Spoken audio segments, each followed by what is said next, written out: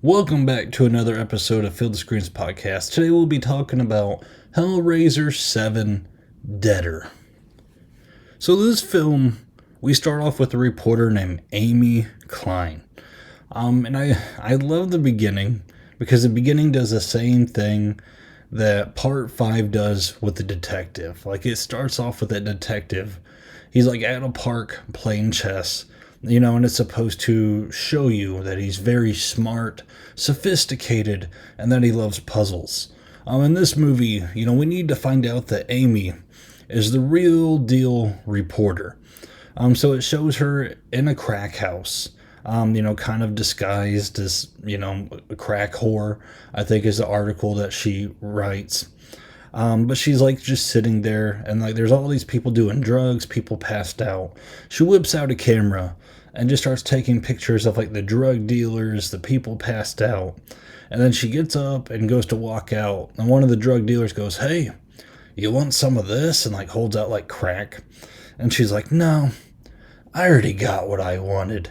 And she like walks right out of the house, and it's like, what was that all about? And then like it cuts to like going back to the station to where, she works. And you see the article, and it's like the time I disguised myself as a crack whore or something like that. So you find out like she was undercover and she was doing it to write an article, doing it to write a story. And it's like, okay, so she's a hard-hitting journalist, get it. And while she's there, there's a coworker who walks up and he goes, "Hey, why don't you show me something that you learned while you were on the job?" And then like she like, looks at him and gets like close, and she goes, "Oh, you want me to show you right now?" And he's like, "Well, I don't know about right now." And she's like, "How about never?" And walks away. And it's such like a 80s, 90s, or maybe even 2000s where it's like, okay, we need to make our main character badass here. Like, we need to give her a few lines right from the get-go so people will think this chick's cool. And it just made me laugh. Like, I didn't hate it or anything. I was like, okay, I like it. I like the corniness of it. I get it. She's a good journalist. Let's get going. Once we get that little opening part, we come across Amy's boss. I think his name is Charles. And Charles looks like Tom Cruise's Rex Grossman from Tropic Thunder. But fortunately, he doesn't act like Rex Grossman. But there is kind of a sleazy aspect to him. And he's like, "Hey, I got something to show you, and it's going to make a great story." And Amy's like, "Okay, whatever." So they both sit down. And while they're sitting there, like, there's a video of a cult. And this cult, they get out this like mattress. And at first I thought it was going to be a throwback to like Hellraiser 2. When like a guy lays down on the mattress, cuts himself, and then like a bloody figure comes out. That was a really cool scene in Hellraiser 2. I'm like, oh, we're going to go back to that. But we don't. Instead what we see is the cult kind of surrounding this girl who's laying down on the mattress. And she takes this gun. And they're like chanting stuff or whatever. And the girl like puts the gun to her head, and during this time like Amy's looking over like, what are we watching? And the girl's like, "Oh my gosh, like it's not real," or something like that. And she pulls the trigger and blows her brains out. Like, and this is like right from the get-go. And I was like, "Oh my gosh, like we're not holding back." And when this happens, Amy freaks out. And she's like, "Oh my, did you call the cops?" Which is like a very reasonable reaction to what this dude's showing her. And Charles is like, "No, no, no, no. Keep watching." And it made me laugh. I was like, what? But the entire aspect of this film is this guy, I think his name is Winter. He's like the leader of the cult. He like kisses her dead body, and then she like resurrects. She comes back to life despite blowing her brains out. And like the cult's like, "Oh," and the video like cuts away. And Charles is like, "This is where our story's at. Like, we got to find out about this cult here." And the cult is called Deader, okay? And I know that's kind of a corny name for a cult, but I kind of breathed a sigh of relief, because I was like, what does Deader even mean? Like, that's not a word. So I was very afraid when I saw the title, but I was like, okay, that's the name of the cult. I can live with that. So the beginning, I was very intrigued, especially that opening video. I was like, this one's starting off very good. I already think I liked it more than I liked the last Hellraiser film, which I was pretty disappointed with in the last episode. Now, during Amy's investigation, again, there's a lot of entertaining scenes and really quite eerie scenes. There's a part to where she goes into this like abandoned warehouse. It's not abandoned because the dude let her in. But when she goes in, a girl like hung herself. And there's a package that she has to get, but it's behind the girl who hung herself. So Amy has to like reach in, and her face is like inches from the decayed corpse of the girl who hung herself. That was like very gross, and I was like, oh wow, like again, like this movie's doing very well right from the get go. Like I'm excited, let's go. And then the lament configuration is in the dead girl's hand, and she has to like get that. It even does a cool thing where like the dead body like reanimates for like a nice little jump scare. That scene was very well done. And again, I was very intrigued by the cult. So like as this movie was going, like I was pretty pumped up. I was like, okay, I was a little worried. I'm like, when's this train gonna derail? And yes, I use the word derail intentionally because sooner than later she comes across this important guy, and she has to find where he's at. And it turns out this guy owns a subway. There's an entire subway train that this guy owns. And like this train stops and the doors open and she walks in, and man, like there is like orgies going on. There's weird people just all over this subway train. It's very hard to describe without visuals, but there's just like naked people everywhere just walking around, lesbian couples making out, just people having sex everywhere. It does not hold back on the graphics or visuals. I'm pretty sure there's one part to where a girl has a baby doll and she's holding it up to her bare breast. They're just going for the uncanny. And just, you could tell the subway smells. Like, it smells like butt and feet, probably. But, she comes across this guy because she's got to get information from him. And not only does she go to this train once, she goes to it twice. And I'll talk about that a little bit later, because when she comes back to it a second time, they do something cool with that. But even though, like, this moment is fairly out there, I think it's a fairly memorable moment. Which I would say the last Hellraiser movie didn't have very many of those.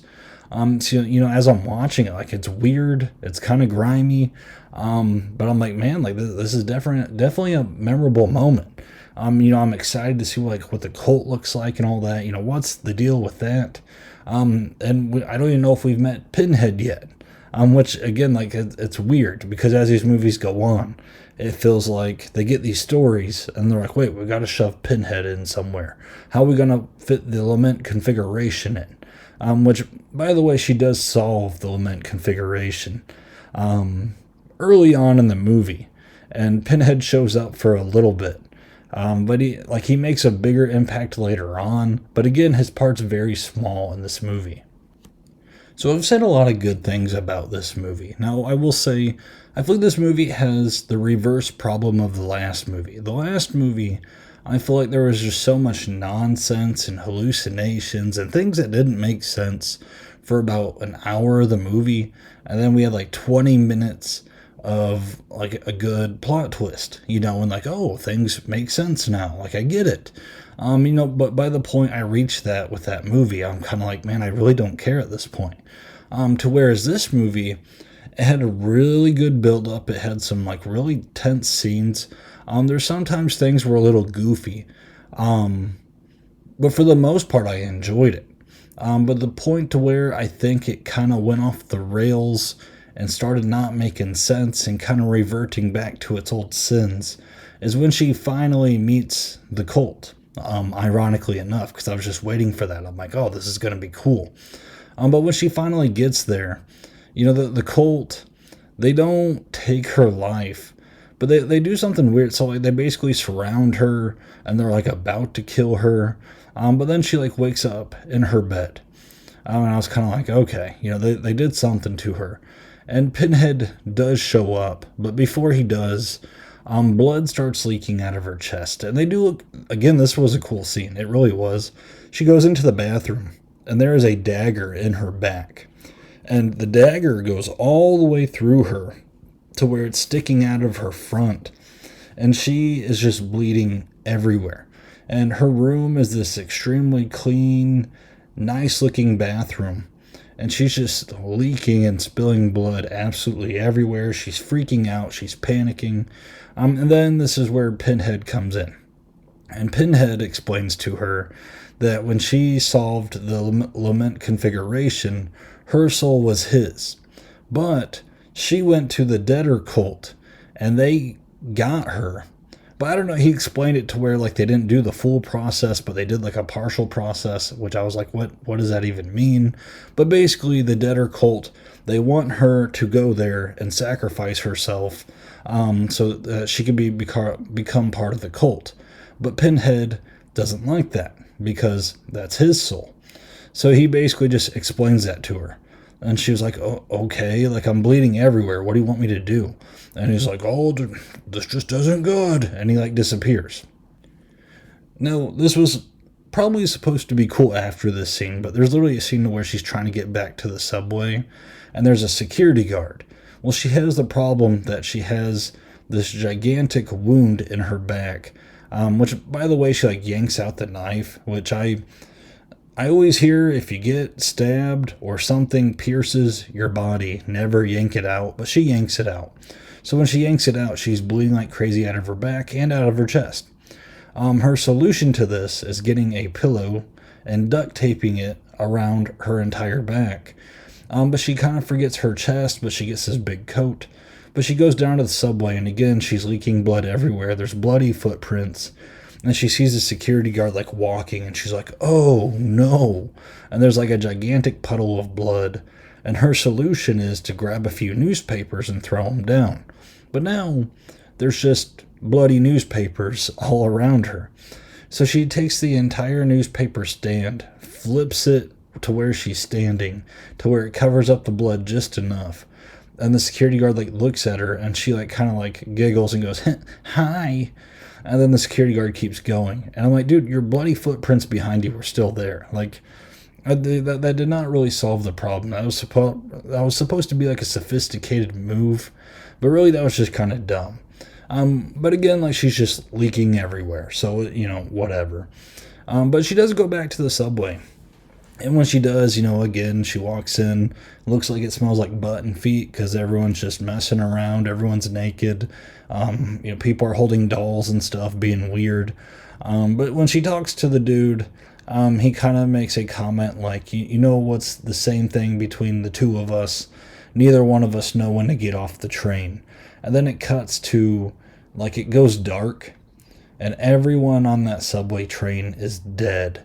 Like, everyone's basically just butchered. In this movie, it has some very cool makeup effects. That is something I will give it.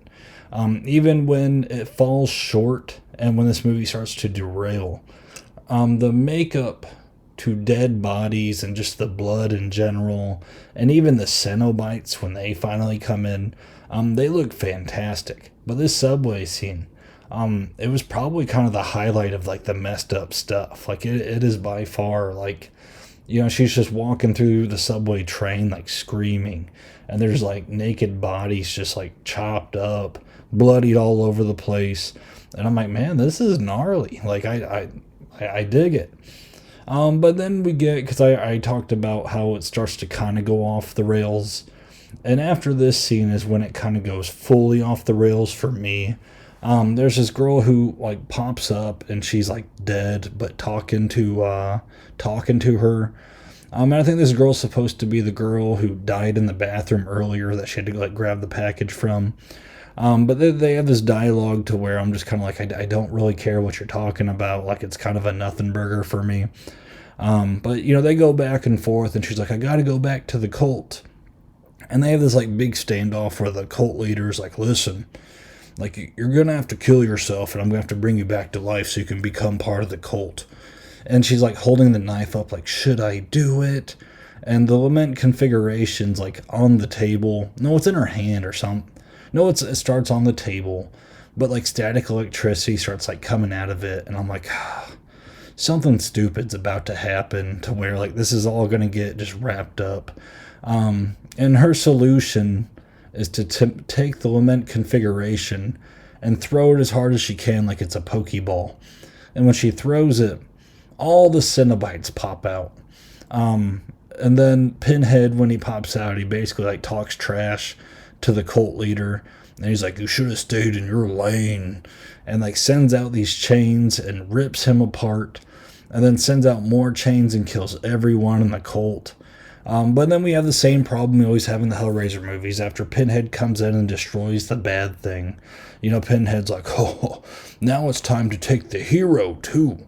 And there's a big dynamic with that. And I'm trying to think of how she even... Okay, this is how she kills him. Yeah, again, it was dumb. Like, she takes the knife and stabs herself. And when she does, Pinhead's just like, no! And, like, while it was happening, I'm like, what in the world? Like, is this really how we're going to wrap this up? And the big ending is her boss, Charles. Charles kind of pops in and out throughout this movie, and every time, even when our main character isn't doing so well, he's always kind of like, yeah, we can get a big story doing this, we can get a big story doing that. And he doesn't really seem to care about her well-being. And he realized, after she stabs herself, like, they can't find her anymore. And he's like, oh, that's disappointing. And then, like, a new hire, like, walks in, a new young girl. And he's like, oh, nice to meet you. I want to show you this cool video. And he goes to show her, I'm guessing, the video of the Deader cult, which when it did this ending, it's supposed to be like, oh, the greed, like it keeps going on. Like, this is going to be a never ending circle. But in my head, I'm like, Pinhead just eliminated this entire cult. So this girl is going to try to track him down, and she's going to meet no one. Like, no one's going to be there because Pinhead just cleaned house. And then, our main character killed herself and made Pinhead and the other Cenobites go away. So, like, this ending that's supposed to be like, oh, it's happening again. Like, it's not, because everyone's dead. So I don't know. Like, that part, like, I get what they're going for. You wanted a ominous ending. But, like, it was just kind of silly. But, like, the thing is, though, with this movie, I liked the build-up. I really did. I liked the build-up. I liked the way the story went.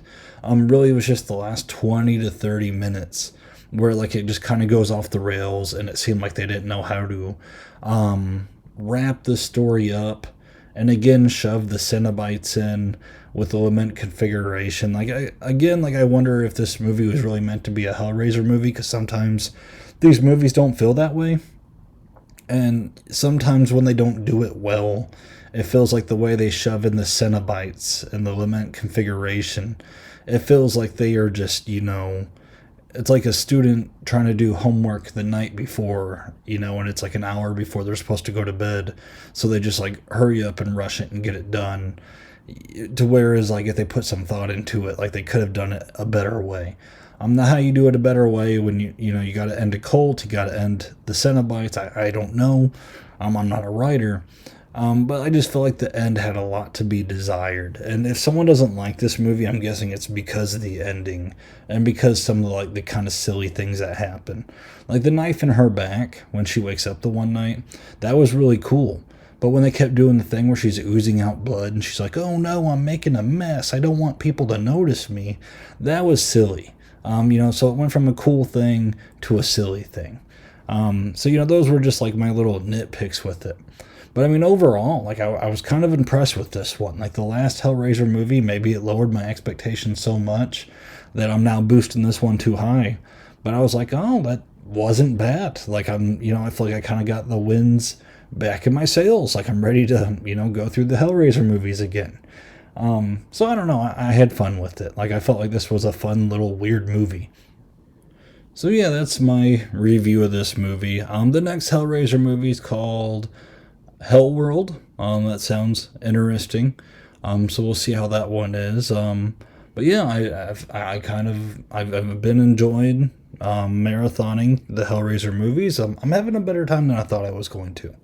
Because again, I've heard these things about these sequels, and I just had it in my head like, man, like this might be a tall task. But really, there was only one of them where I was like, oh, like that sucked. The rest of them, I felt like I could kind of find the redeeming qualities. This one itself, was it perfect? No, but I thought it was fun. So yeah, that's been my review of this movie. If you feel a different way, if you feel like it fell short, tell me why in the comments. I always like hearing different opinions. If you could like this video, get it out to other people. I would appreciate that. Helps out the channel. Again, if you're still listening, thank you so much. And until next time.